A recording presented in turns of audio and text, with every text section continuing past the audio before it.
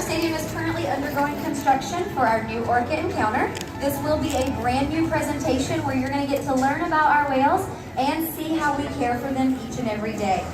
Now, just like you, it was my own curiosity about nature and my love for animals that led me to working right here at SeaWorld.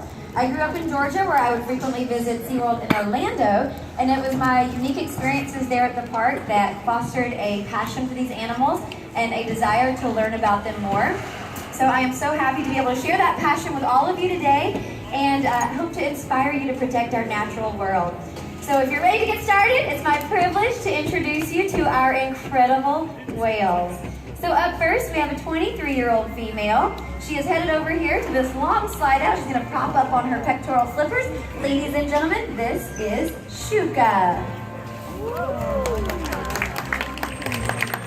Now up next, we have our dynamic duo. This is a mother-daughter team. We've got our 12-year-old female. She is the daughter of our matriarch, our dominant whale here, and her 2-year-old calf. Ladies and gentlemen, this is Kalia and baby Amaya. Yeah, Maya. Now over on the far side of the pool, we've got 4 more whales. We've got Makani and Kasaka. They're going to give you a big killer whale wave hello. And we also have Orchid and Nakai. Now you can see how different each whale is, but did you know there are actually 10 different kinds of killer whales? Scientists refer to them as ecotypes. They live in different habitats, they have different body types, and they even pursue different kinds of food. Now even though killer whale ecotypes are different, they are all still considered members of one species, or Sinus orca. Here at SeaWorld San Diego, we have a pod of 11 killer whales.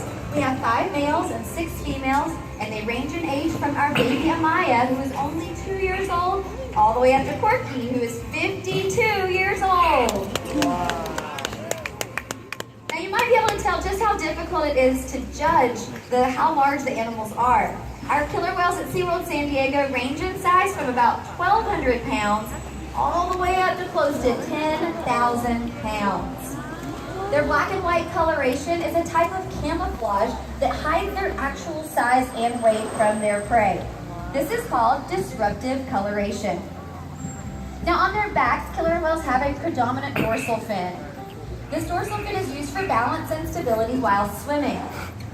Dorsal fins come in all shapes and sizes. And a common question we get is, why do some dorsal fins curve? Well, dorsal fins lack any bone or skeletal structure within that fin to support its height and weight. It is made completely of connective tissue. So if an animal spends more time at the surface of the water, whether here at SeaWorld or in the ocean, this may cause the dorsal fin to bend. Now, contrary to the dorsal fin, pectoral flippers, which are located on either side of the killer whale's body, do have bones. They have 5 digits, very similar to what we have in our human hands. So they use these paddle-shaped flippers for steering and stopping. Looks like Kalia's showing off those pectoral flippers now. Now if you look on each side of the killer whale's head, you'll notice some predominant white oval eye patches. The killer whale's eyes are located just in front of these white oval eye patches, next to the corners of their mouth. The eye patches, along with a gray saddle patch behind the dorsal fin, are thought to help these animals coordinate their social interactions, such as hunting and swimming. Now these whales did a great job. Let's give them one more hand. Now another thing we get asked is, do the whales talk to each other? Well, killer whales communicate in a lot of different ways. One way is by making sounds through their blowhole. They actually manipulate the muscle within the blowhole to create a variety of sounds. Let's listen.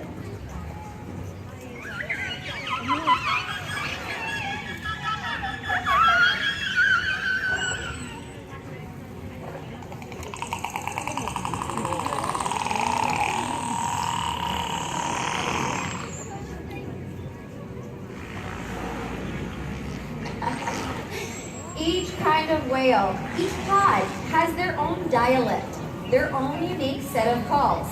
But killer whales also use body language to communicate. A jump like that is called a breach. They're making a sound on the top of the water. When the whales use their body to slap the water, this creates a commotion both above and below the surface. They may do this to show their excitement, display a little power, or even get the attention of the other whales. They also blow bubbles, bump into each other, or scratch each other with their teeth, causing rake marks. These are the multi-line marks sometimes found on the skin of whales and dolphins. Now this is how they can display dominance both in the wild and here at SeaWorld. Now killer whales use sounds and body language to communicate, but how do we communicate with them? We use signals.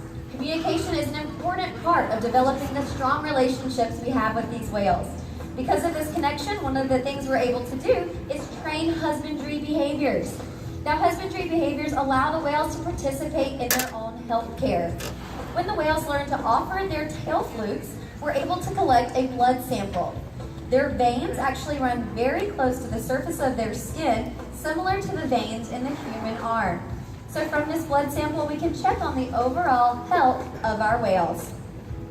Now the slide out behavior is more than an excellent photo opportunity. This is a way for us to obtain an accurate weight on our whales.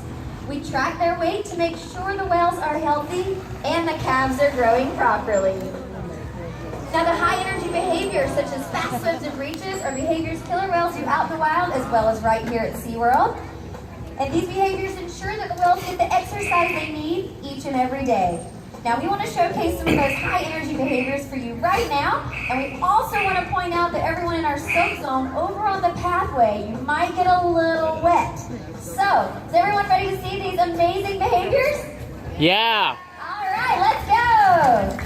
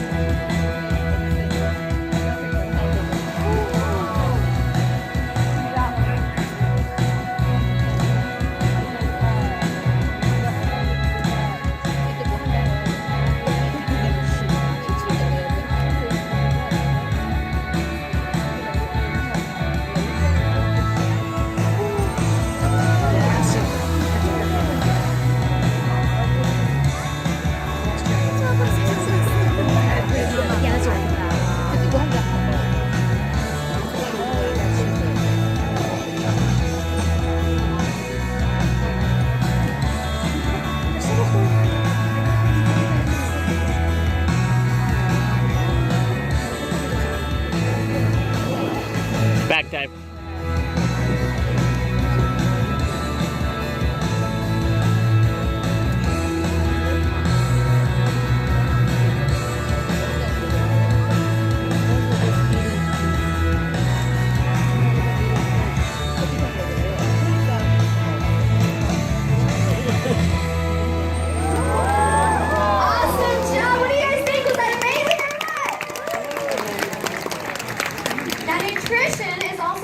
Aspect of caring for our killer whales. Just like us, each whale has different dietary needs. For instance, our youngest whale, Amaya, eats 50 pounds a day, while our biggest whale, Ulysses, eats close to 200 pounds a day. It's important to note the whales get all of their food no matter what type of interaction they are participating in each and every day. Now, because we've been able to determine how much killer whales eat throughout different stages of their life, researchers in the field can use this information to determine if ocean habitats are healthy enough for killer whale populations to thrive. And that type of information is invaluable. Now, another important role the SeaWorld's killer whales here at SeaWorld fulfill is research. Currently, our whales are involved in a number of research projects with scientists from across the country. Now, one of these projects that I think is very important is our hearing study. So we've been able to train the whales to blow bubbles or exhale when they hear sounds at different volumes and different frequencies. This is very similar to when you go to the ear doctor and you raise your hand when you hear a tone. So we can use these trials to create a minimum and maximum range of hearing for our whales. Now we can compare this to research of sound waves out in the ocean. This can be from boats, offshore companies, submarines, anything putting these sound waves into the waters. Now some of these sound waves can be so high pitched that they're actually combating the natural communication of wild killer whales.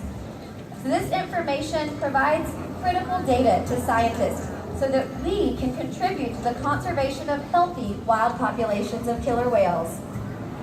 Killer whales truly are an amazing species, but their ocean homes are facing many challenges. Small actions like recycling and eating sustainable seafood can make a big difference. It's our world, it's our chance, let's make it right. We thank you so much for joining us today. We hope that we see you later this year at our brand new Orca Encounter. And have a great rest of your day here at SeaWorld. Bye-bye.